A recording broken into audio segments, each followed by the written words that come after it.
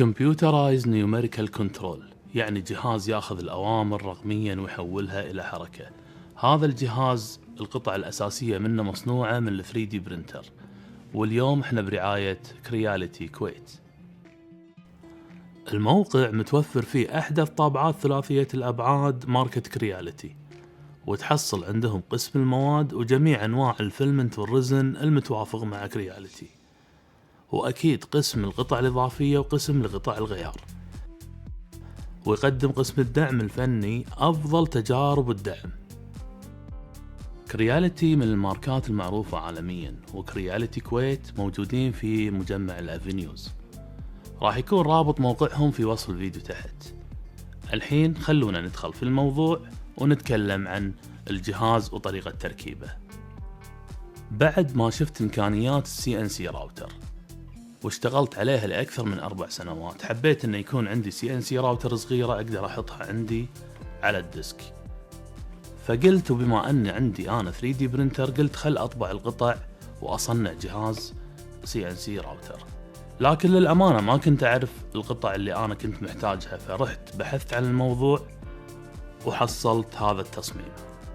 طبعا هذا التصميم بالقطع الموجودة كلها راح يكون مجاني بالكامل. كل اللي عليك انك تاخذ القطع، تنزل الفايل وتطبعهم بال 3D برينتر. طريقة التركيب راح تكون وايد سهلة، بس كل اللي عليك تدري ان هذا التصميم مخصص حق جهاز الدريمل، لان نيكودم بارتنيك صمم CNC هذه انها تشغل او يكون سلاحها لدريمل. طبعا تكلفة هذا الجهاز اللي تشوفه ما تعدي $120، والدريمل طبعا حسابه ثاني، لان احنا نتكلم عن CNC نفسه مو عن السلاح هذا. في 23/10/2020 انا نزلت صورة من نسخة مطورة تصميمي الخاص، ويتني اسئلة وايد على الخاص في الانستغرام، فقلت لهم انا راح انزل لك فيديو يعلمك طريقة التركيب. وهذا اليوم احنا ننزل الفيديو. طبعا الفيديو كان مصور بفترة قبل 2020، لكن الحمد لله ان حصلت الفيديوهات. الحين نروح ونشوف طريقة التركيب مع بعض. هذا هو موقع انستراكتابل اللي راح ننزل منه الملفات ويكون لنا مرجع في كل خطوة. وكل اللي نحتاجه الحين ألمنيوم بروفايل 2020 600 ملي طول عدد 2، ألمنيوم بروفايل 2020 300 ملي طول عدد 5، 12 ملي رود 310 عدد 2، و12 ملي رود 530 ملي عدد 2، و12 ملي رود 140 عدد 2. الليد سكرو نحتاج 4 500 ملي، 12 ملي بيرنجز عدد 12. هذا سكيت بورد بيرنجز راح نركبه على القطع بهذه الطريقة مع اللاينر بيرنجز 12 ملي.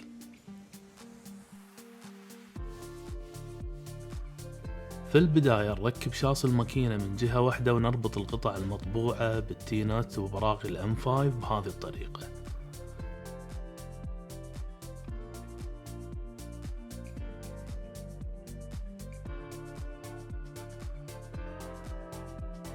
يفضل ترك الجهة الخلفية بدون شد، لأنها الجهة اللي راح نستخدمها للقياسات السهلة، ونتأكد من كل خطوة قبل التركيب عن طريق الجهة هذه.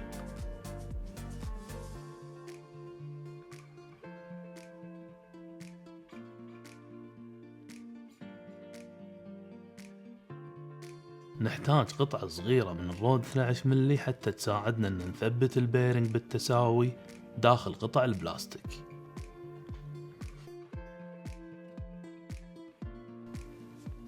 ونبلش نكبسهم بالمكبس او المثبت، واذا ما كان عندك ممكن تستخدم مطرقة، لكن خليك حريص لا تستعجل بالطرق عليهم، خلهم ينكبسون على الراحة. لازم نتأكد ان كلهم تساووا بالكبس، وعشان نتأكد من سلاسة المجرى نستخدم الرود قبل التركيب ونتأكد منه. نروح للشاصي او القاعدة ونركب الرود يمين ويسار، ونتأكد انهم راكبين على الاخر. ناخذ القياسات بكل دقة عشان نقص الرود واحنا مرتاحين. هذه القطعة اسمها كوبلر، وهي اللي تربط موتور التحريك بالليد سكرو.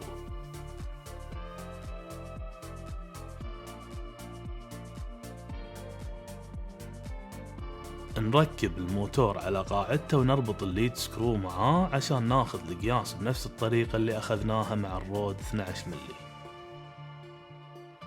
وبعد ما علمنا على القياسات نروح للصاروخ ونبلش قص. ودايما يا اصدقائي ما ننسى عدة الوقاية، الجلافز والنظارات والسماعات والكمامة. في اجزاء تحتاج مبرد، حاول انك تنظف كل شيء قبل لا تركب. ارجع ركب الليد سكرو بالكوبلر وخله جاهز. يفضل ان نركب من غير لا نشد اي برغي عشان نتأكد ان القياسات صحيحة.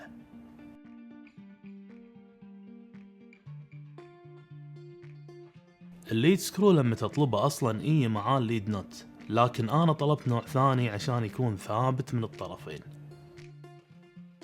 يركب بضغطة خفيفة لان بنشد البراغي عليه. نركب بعد معاه الجهة المعاكسة. الحين نركب الليد سكرو بالشكل هذا ونشد براغيهم، لكن ما نشد بقوة. تقدر تستخدم الليد نت الصغير، لكن تحتاج انك تستخدم السوبر جلو معاه للتثبيت. وبكذي جهزنا مجرى الامام والخلف. دايما انا اركب واتأكد قبل لا انتقل للخطوة الثانية.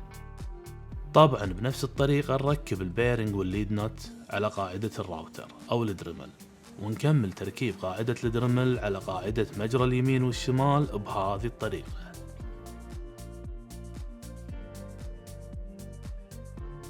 وبعد شد براغي الموتور صار بمقدورنا ان نرفع وننزل قاعدة الدريمل بكل سهولة وثبات.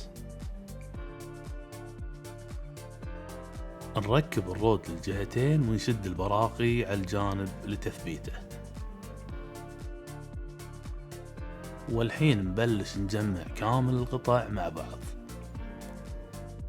لاحظوا ان كل القطع اماكن البراغي فيها واضحة. نشد القطع بالكامل ونركب باقي القاعدة مع الزوايا، وهذا يخلي الجهاز ثابت اكثر.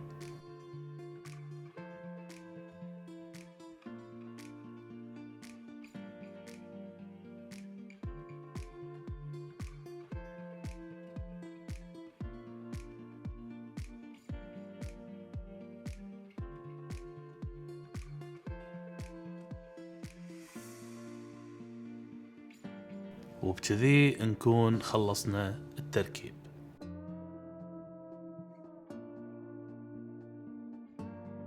بالنسبة للقطع الإلكترونية وإعطاء الأوامر بإذن الرحمن راح يكون له فيديو ثاني.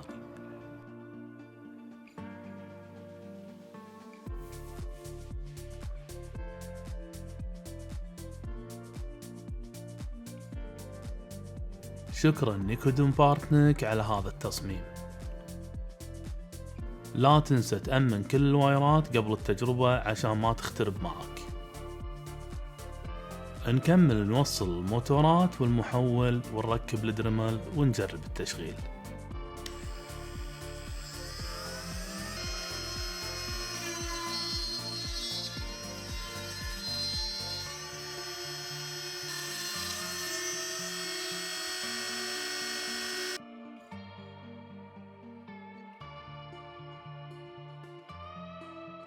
وبعد ما شفنا طريقة التركيب، في حلقات ثانية إن شاء الله راح نتعلم على أنواع السلاح أو الريشة وشنو استخدامها. وهذه الأنواع شوفها قدامك، وكل شكل فيهم راح يعطيك حركة معينة أو قصة معينة. في أنواع حق النقش، وفي أنواع حق القص، وفي أنواع حق ال 3D مثل ما نشوفها اللي هني، وفي انواع حق الكتابة اللي نشوفها هني اللي يسمونها كارفينج او النقش اذا بتكتب اسم او شيء، وفي انواع حق الصحون، وفي انواع يعني انواع كثيرة. فاحنا ان شاء الله في حلقات جاية راح نتعلم على انواع هذه الريش واستخداماتها. وكان معاكم عمر العساف، واتمنى لكم صناعة منزلية طيبة، والسلام عليكم.